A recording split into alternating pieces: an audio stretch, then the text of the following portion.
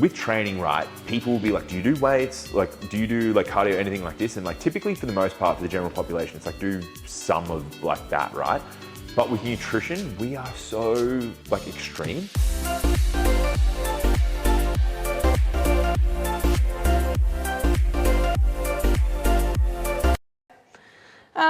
I suppose in that, because we've kind of already addressed one of the topics, but what are the major barriers in the industry that we are facing with regards to, I mean, I wouldn't see AI as a barrier, but providers, practitioners. Yeah. There's obviously then categories of that as well, like you could go on forever about it, but yeah. Definitely the providers and practitioners. So the recent thing that we're dealing with, this is the thing where it's like, there are other industries and professionals and professions petitioning for federal reform where like nutritionists wouldn't exist. And so what we need to understand is that we are far stronger together in a united front doing that, but we need to be able to hold each other accountable to standards, like to the standards that exist, not our standards, but to the standards that are there, and be like, okay, this is what we want to do and this is how we want to play the game, because we do want to have these like long, sustainable, prosperous careers because we love helping people. We want to help people. We love this stuff. It's super interesting. It's super fun.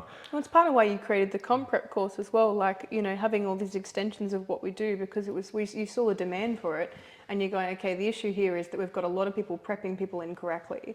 We've got, you know, it was so bad back in the day as well. Weight cutting, and it's still happening. Yeah. People are still doing it, like ridiculous peak week protocols, and I still have to answer questions with regards to like extreme carb cutting and then loading extreme and carb loading, like the amount of why do you even need to cut carbs? Like, this is the funniest thing. Like, I still see it now where people like, I'm doing a deplete. Like, who was it? Like a famous YouTuber did it, Will Tennyson, and he's like, I'm at the end of my deplete. It's like, dude, you have been dieting. You've been depleting for 20 weeks. You don't depletion. have saturated glycogen, man. Like, this is what I actually say to a lot of my clients, because you know, we get to like 15 weeks out or whatever, and I'm super like, compensation. I'm like, it's not going to exist. No, they're like, oh, you know, when are we going into depletion? I'm like, I wasn't ever going to tell you that because you're in it.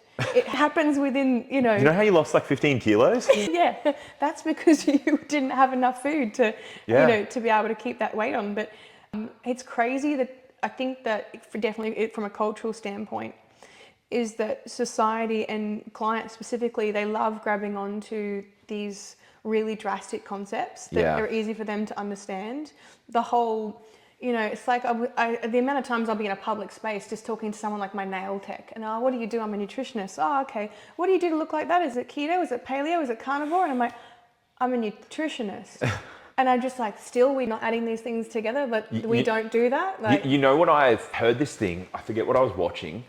It was on YouTube probably like 3 days ago, and it was the best analogy of this, right? Where it's like, it was actually yesterday, and it was an interview on Diary of a CEO, terrible for a lot of like medical and nutrition advice. But I'm actually, Stephen Bartlett is actually growing on me, and like a lot of my peers and contemporaries will hate that, but and not for the medical stuff, but just some of his guests lately have been a lot better. And so because his guest selection is better, I'm like, oh, well, like his stocks are going up. But he had on Dr. Andy Galpin. Are you familiar with Andy Galpin? He's American. I think he's a professor who like works out of university, quite well known practitioner in the exercise and nutrition sciences. actually, yeah, maybe now you say it. He's a great presenter. I've seen him present at a couple of the ISSN conferences, like great communicator. And it's funny. So the way he spoke about nutrition and the parallel that he drew with training, it was just so good. It's like with training, right? People will be like, do you do weights? Like, do you do like cardio, anything like this? And like typically for the most part, for the general population, it's like do some of like that, right? But with nutrition, we are so like extreme. We haven't made that transition like we have with training, where it's like just some form of training is going to be good. Yeah. Like exercise on the whole is good. Yeah, the amount of times you have to talk people down from extremes. Yeah, whereas in nutrition, we're like, it's like this polarizing extremes. It's almost like political camps where it's like, are you keto? Are you carnivore? Are you vegan? Have you had your gut health assessed? Yeah, like all this stuff, right? Where it's like, we should be looking at nutrition like we do training, where it's like, Simplify again, it's like these things that you're doing will suit you for a phase in your life, like the training. So like if you have a goal to run a marathon, you're probably going to run more than you lift weights at that point in time. Correct, yes. But it's the overcomplication and the overthinking as well. I actually think this is probably worse for the female population, I'm not going to lie. I would agree, Guys are getting worse, but like I think it's still like we're ages away. Yeah. I do believe, and this is probably a whole other topic, but I do believe that consumerism comes into it. Like it's, we've got, women are just constantly being bombarded with, thousands and thousands and thousands of different selling techniques. And nutrition, unfortunately, is being dragged into that, where it's becoming a sale into whatever. And then we look at how like influencer cultures then further impacted that as like second and third order who seem to think they're above everything. Yeah, I know. It's crazy. And my father calls me an influencer, and it's you couldn't have said anything worse. It's almost as insulting as being called a PT. I'm like, Dad, I studied really hard not to be called an influencer, but for that very reason, because it's, if you are currently following an influencer and they are coming out with some stuff and you're questioning it because you're like, this seems a little bit far-fetched, or it doesn't seem feasible, like I don't think I could do this, you probably shouldn't be doing it. Like that's what I say in my podcast. So it's great advice. I just think like I just stay away from those people. For me, one of the best perspective shifts that I had on this and reframed was to just realize and reframe that influencers are for entertainment. They're not for learning things. Very true. And nutrition is boring but sexy at the same time. Like it doesn't need to be complex, but it's pretty cool when you find out some things out about it that you realize that were not true the entire time. You've been eating this stuff up for breakfast. Exactly. So I would recommend go to peer-reviewed and respected science communicators in the space that you want to learn, and do so without bias. And so if you genuinely want to learn, go and look at both sides. Yeah. So go find a low carb doctor, but find people that are actually in nutrition. So don't find a doctor, but when I'm saying doctor, find someone that's a PhD in low carb, and then find someone that's a PhD in athlete performance and carbohydrate utilization. Hear the arguments, weigh them up, work it out, go from there, right?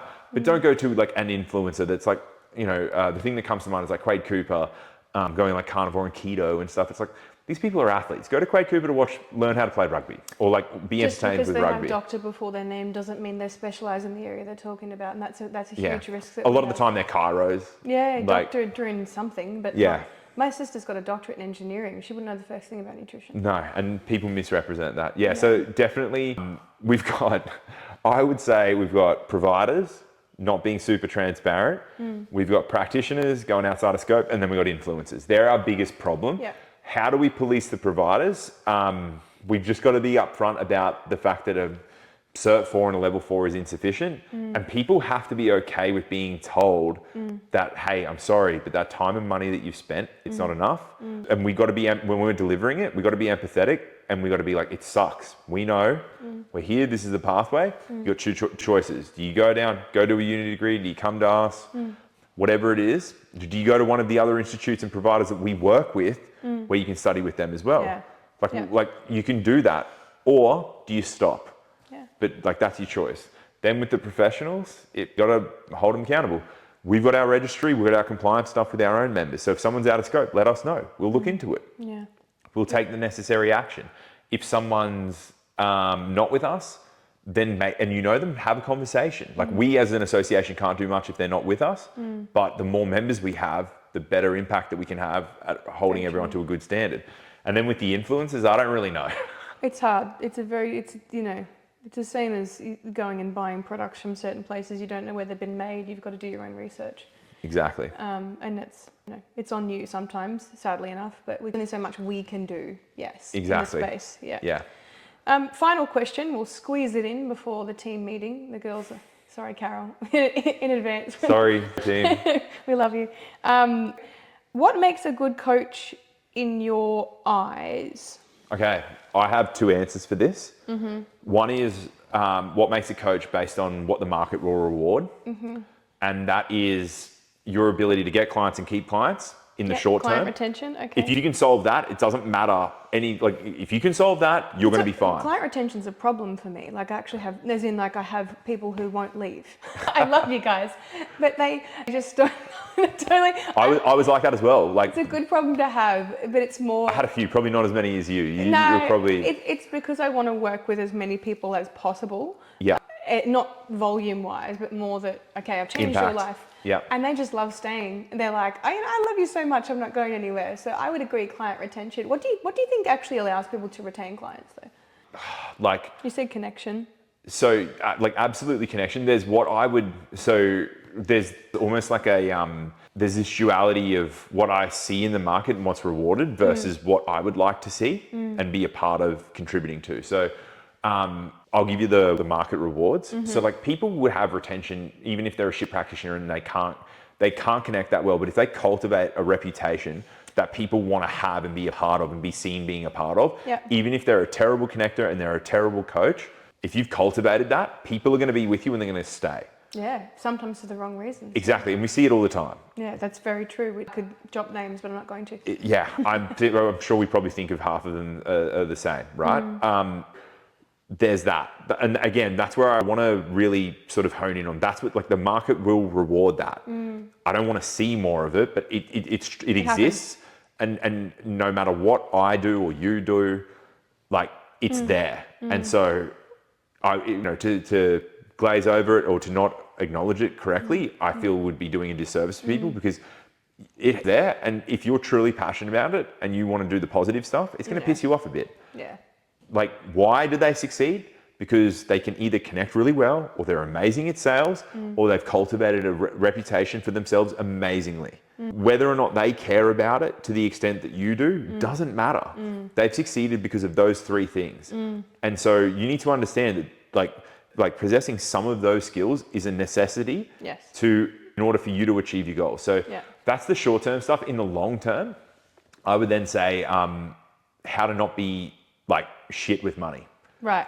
Is also there, because if you can solve for those, you're going to earn money, you're going to earn a good living. But if you're terrible with your money, you're not going to be in the industry for long, because like what we experience in our industry is, and like I gave you like the median stuff, like part of when we do our member surveys, we also pull and remove some of that data because we're like, that's just way too much. Like some people are like, I earned $700,000 this year. And like they've got a company and they've got people under them and stuff, and they just kill it at a massive scale. And it's like, you're an outlier, you're a company, we're not going to include you in like the member data because it's going to throw things out way too much. But for the most part, the median is that. Still decent money. If people aren't financially literate, then you're going to earn that. And like what we see happening, or you hear of the stories with like OnlyFans girls where they like earn the money and then they spend it all and they get a tax bill and all this kind of stuff. We get that every now and then with our members as well. Or we just see it with nutrition professionals in general as well. So for me, it's like the market will reward those who have those skills and who aren't terrible with money. Provided you've got that, you're going to be fine. Now, what I would like to see and what I think is the first thing is you have to have passion and you have to care, because for the most part, people aren't going to have these skills to begin with. Like, what's the percentage of people that you would say they just come into the industry and they have these skills and they fluke it? 5% or less. Yeah, like were you good at cultivating a reputation that people wanted to stay from the get-go? I had a sales background, so yeah, I spent. But you could connect. Yeah, Lorna Jane is actually what taught me to connect. And so I was working with women already in spaces where they were vulnerable and where they were telling me their life story. And so like you knew how to connect. You're an outlier. Develop that skill set. I am an outlier, yeah. Right. Also a genetic outlier as well. I'm pseudo-lean, so carry bits of body. I'm like, oh my God. I came today and I was like, has this girl had a child? Like, seriously? Well, she's in like what I would describe like 15 to 20 week out, like natural physique competitive shape. I'm like, fuck, anyway, okay. Yeah, and look, honestly, that can also be a negative thing too, because you are a misrepresentation of what, like, don't get me wrong, it takes a lot of hard work to get here. This isn't just a fluke. This is through effort and neuroticism, which we've talked about before. But also that if we then look at, especially even the social media space as well, people with millions of followers, people with whatever, it's like, it is possible to get there, but it may mean that for someone like yourself, who maybe might not be neurotic or your personality might be slightly different, that you may have to apply yourself significantly to that. You don't have the experience behind you. You might have worked a desk job where you weren't, client facing or customer facing, and you're then thrown into the deep end. with the sharks, and Yeah. you got to learn how to swim. And it's deep. And so that's why I say, like, you got to have that passion. What does that passion look like? That passion, specifically in this context, is defined as your resilience to be able to keep persisting with learning the skills. Correct. So you can swim in the deep water. Yeah, don't give up. So, like, if people, I don't want to hear people say, I'm passionate, I'm more passionate a person, I care more than they do. Why are they succeeding more than me? Your actions need to. It's like okay, well, passion equals persistence and learning how to swim. Because if you care more than that person about those people, then you have to learn the skills to get those people. Yeah. If you don't translate that to learning the skills, then as far as I'm concerned, you're not passionate. Yeah. And so you have to have that passion defined as that. Then once you've got that, then it's a balance. Like there's a foundation. So there's like, effectively you've got like your massive foundation, that's passion. The second one, the second level, is your ability to critically think and deductively reason. Yes, yeah. And then on top of it, then we've got our basic sciences, then we've got our applied sciences, then we got our behavioral sciences, right. And then we've got our like financial/economic sciences. If you got all of that, you're going to be a fantastic coach. Yeah. And you'll be someone that I am personally, and we in the association are super proud to have, to be contributing from either a professional endorsement level or to a, maybe we were part of your education. Someone like yourself, right? You've got all this stuff. It's like, it's awesome. Something that we check on every year in the association, because our mission statement is ensuring the sustainable prosperity of the profession. The vision is we want to create a world where athletes and everyday people can trust the nutrition advice they're given. We've got three main pillars of doing that. So we want to protect the public, we want to empower professionals, and we want to improve the industry. That's pretty much it, right? Yeah. So like what we do is every year when we do our audits, we go, how many members do we have? We get everyone's business data. There's a bit of error with that, so you have to weed through some of that stuff. It's interesting. But then we can work out a very close approximate ballpark of how many clients you're all working with. We also get like risk assessment results and that stuff. So again, there's some errors, but we know that every member represents approximately 25 to 33 to 35 clients that they're working with. And so we know that at 1,000 members, that's like 30,000 people having their lives positively impacted each year. And even families as well. I've got entire families that I'm coaching, and then I end up coaching the husband and the sister and the epic, the auntie, and it's like, oh, and they're also doing this too. And that's also when you have the conversation, well, hey, look, we need something more specific for you rather than this person. And but yes, it's huge how much impact the association has as a result of, hence why my purpose goes, I want to help more people, and helping other coaches is a huge part of that. And like, that's it for us. So like what we measure, like how well we're doing, is that scale of impact. So our goal is to get to 10,000 professional members, because that represents approximately 1 million people every 3 to 3.5 years. Yeah. Wow. So that's where we want to go. So we're like 10% of the way there. We've got a while to go. But yeah, outside of that, I said before, like, we're working on a few projects. The one that we've been working on for the last 3 years is, I think I mentioned earlier, there was no framework in sports nutrition, where we've been working with the government nationally within Australia, and then there's other governments lined up after the fact, but the first one's within Australia, to create that framework from a level 3 through to multiple level 8 programs. So that way we've got a full pathway in sports nutrition the whole way up. So we've been working on that for the last 3 years. There's a web page where we talk about it and stuff, in terms of how it's progressing and stuff. The recent stuff has caused a bit of a snag hit there, because the government department that put on the enforcement orders to those providers and those sanctions, they're the ones that we're working with to get this thing done. Yeah. They're like, sorry, there's delays because of this stuff. This is hopefully in the next year or so, we can be like, hey, we've got this whole thing done. So once that framework's done, then we've solved the problem of there being a lack of a government endorsed academic framework that's like established. Cool. Like, we want to create that. Then we'll start to go into, like, we'll set up the New Zealand one, the US one, all that kind of stuff. And then that's at the same time, we'll be doing then like the NDIS private health stuff as well. Yeah. That's a whole nother kettle of fish. But we just got to close this one off. And I'm like, oh my God, like 3.5 years now we've been going. Normally it's supposed to take about 2.5 years. Yeah. But we're at about 3.5 now. So yeah. Yeah, wow. We're at the final step, and then literally got the heads up, and it was like delays because, anyway, fun. Well, I suppose with all of them that you had in the beginning, there's got to be something along the way that slows you down. But, it doesn't stop you in essence. It's just another thing you've got to tackle. No, and speaking to the, stuff with timing and stuff, like, similar to like going into it, I feel like this is one of these times where it's like the resistance is there for a reason, and it's probably going to create a stronger relationship with us, with the government, with the frameworks. So that way we can have a better ongoing relationship around this stuff. Because if I think about like, realistically, there'll be framework updates quite frequently as AI in 3 to 5 years time, AI is probably going to have some really big, disrupting and innovating like impacts, right? At that point, we're going to want to be able to like update things to be quite agile. And so if we've got a really good, robust relationship with the government for that, that'll be phenomenal to be able to just be like, hey, we need to do this and do that stuff. So I think, again, back to like the woo-woo, everything happens for a reason. There's probably a really good thing that's going to come out of this as well. Yeah. Awesome. I think you see it like that. That's really good. Yeah. I don't know what it is, but despite all the stress. Yeah. I mean, I'm not sure what it is just yet, but something's going to come. Something really good. Yeah. It just feels very similar. Yeah. Yeah. Right. And this is where a lot of people sometimes pull out because it's too scary. So. Yeah. Exactly. And to me, it just feels like again, like it's one of these things where it's like I just recognize it from years earlier. Yeah. Yeah. Yeah.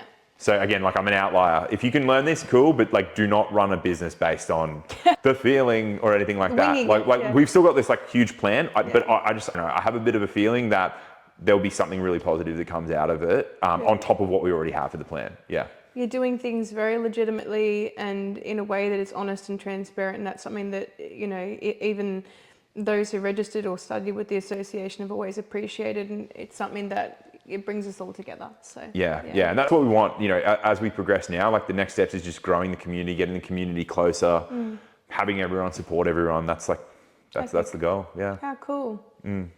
Well, I've really appreciated you having on the podcast. Thank you so much. This has been so eye-opening. I feel like I've had someone open a door and just... Yeah, welcome behind the scenes. Yeah, this is my world. If you ever want to come see what it's crazy in the offices, you're more than welcome to one day. But yeah, it's chaos there. Yeah, I saw some of the assessors behind the laptops and computers and things, and honestly... Oh, yeah. Time lapse. Yeah, and it kind of gives a lot of context to what we've done as students as well, so... But thank you so much for coming on the podcast. Thanks so much for having me. Alex, I really appreciate it. And hopefully this gets out to the right people out there. If you do know anyone considering studying or someone even who is practicing in nutrition at the moment and you just think, look, I really think they need a hand here. They need to do things in a legitimate way. Please send them in the direction of Sports Nutrition Association or Sports Nutrition Australia. It will absolutely change their lives and change their scope and change their abilities. If you're doing the right thing, you will naturally get referrals. You'll naturally get people coming back to you. For sure. Yeah, I mean, we're here to help as well. Like, if you feel a bit funny or anything like that, or you're like, oh, they're going to be like... Just message them. I tell people all the time, just send them a message. Yeah, for sure. And then I think, just to close off, like for all the general public out there being like, okay, well, like, that's all good. You're shilling your thing. What's the point of it? Look, beyond us, there are other associations who are awesome. Like ARPAN are doing a great job. The SDA are doing an amazing job. DA, Dietitians Australia, are doing an amazing job. The A&D in the States are doing an amazing job. SNA, which is of the BDA in the UK, they're doing an amazing job. There's some great associations out there. You want to be working with legitimately registered and appropriately insured practitioners. If you follow some, on the thing of the influencers stuff, you follow some influencer and they're doing coaching and blah, blah, blah, blah, blah, and they've got great results. To Mariah's point, they're probably just a genetic outlier. Like, it's very easy to be like, eat slightly less calories and do some form of exercise. That's the magic pill for 99% of you. But the thing about these registered practitioners the legitimately registered ones, is they have a really sound minimum standard of education that makes sure that they're going to personalize it to you to be able to be adopted in a way that's going to have like the least resistance for your lifestyle possible, while screwing you up the least amount as well. Yeah. It doesn't mean they're not going to screw you up, and it doesn't mean there's going to be, there won't be like a crap practitioner out there. It just means that instead of it being just some random influencer where you're flipping a coin, and honestly, I think it's even more than 50% of the time, they're going to be shit and potentially screw with you a bit. It's probably going to be like 95% of the time, legitimately registered people are going to be great, and 5% are going to, you know, screw with you a little bit. Yeah. Less of a gamble, so to speak. Way less. Like, just don't, like, it's your health.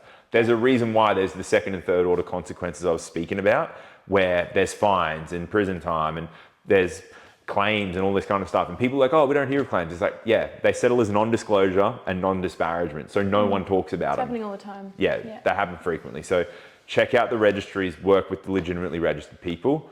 It's way better for you. Yeah, agreed. Awesome. Cool. Thank you so much. Thank you. Now I'm going to have another coffee. That's it. Sorry, girls. Thank you. Have a wonderful afternoon, evening, morning, wherever you are in the world listening, and looking forward to doing another podcast for you soon. Bye.